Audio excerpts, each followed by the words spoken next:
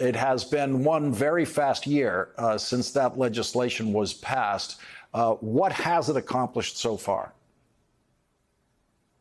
Well, good evening. Great to be with you, Lawrence. The Inflation Reduction Act is part of an incredible track record of legislative accomplishments and success led by President Biden that will continue to make life better for everyday Americans all throughout the land.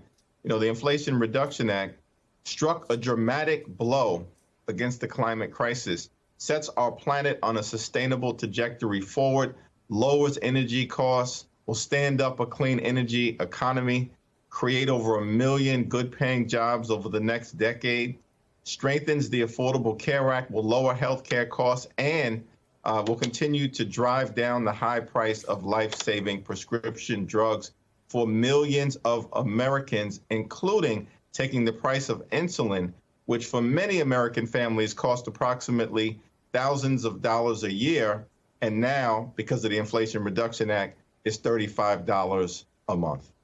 And going forward, Joe Biden does seem to be struggling with perception here in being able to convince voters that any of those things have actually been accomplished, which is to say, I mean, the voter that's up for grabs is that voter who doesn't pay close attention to this kind of governing and to the kind of coverage of this kind of governing. And so is there any strategy that is actually workable to reach the voter, the kind of voter who doesn't actually want to be reached? They actively, it's like trying to make me watch golf. They actually don't want to consume this information. Well, the closer that we get to the election, the more voters all across the country will begin to pay attention.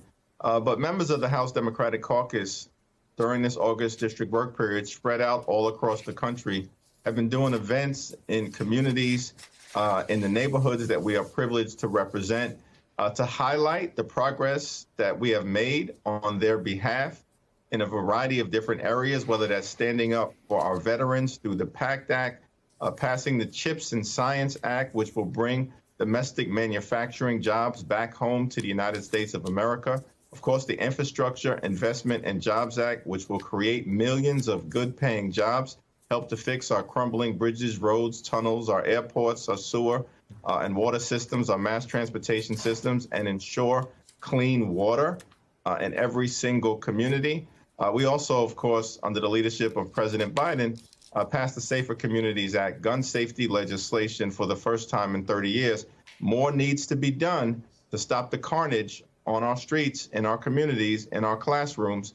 But under the leadership of President Biden, we've made progress in this area. I think thematically, we're going to continue to point out that Democrats are working to build an economy from the middle out and the bottom up. Extreme MAGA Republicans, on the other hand, believe in an economy built from the top down that benefits the wealthy, the well-off, and the well-connected. We're fighting for middle-class folks, for working families, for all those who aspire to be part of the middle class, for older Americans, for young people, in terms of bringing to life the American dream.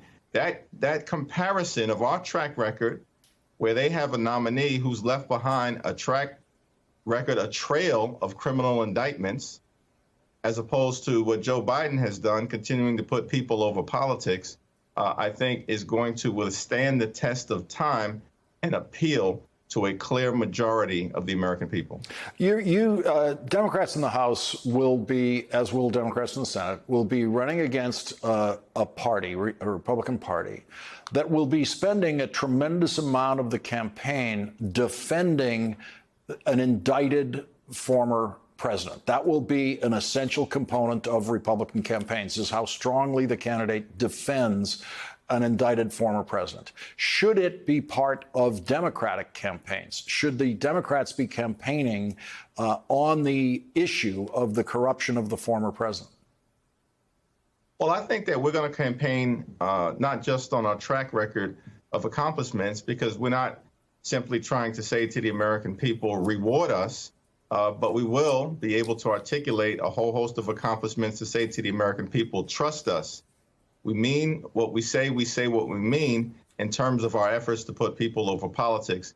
But more importantly, will articulate a vision for the future. Campaigns are, at the end of the day, about the future and our efforts to really grow the middle class, to make life better for everyday Americans, to bring the American dream to life in urban America, in rural America, in suburban America, in small town America, in Appalachia, in the heartland of America.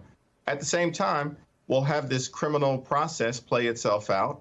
It's my expectation that the prosecutors will continue to follow the facts, apply the law, be guided by the Constitution, present, in their view, the strongest possible case to the juries and to the American people, and we'll see where that lands.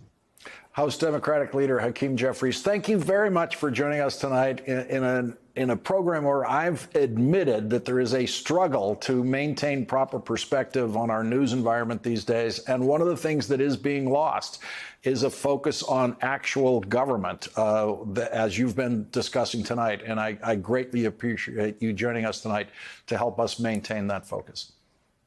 Thanks, Lawrence. Really appreciate you. Thank you very much.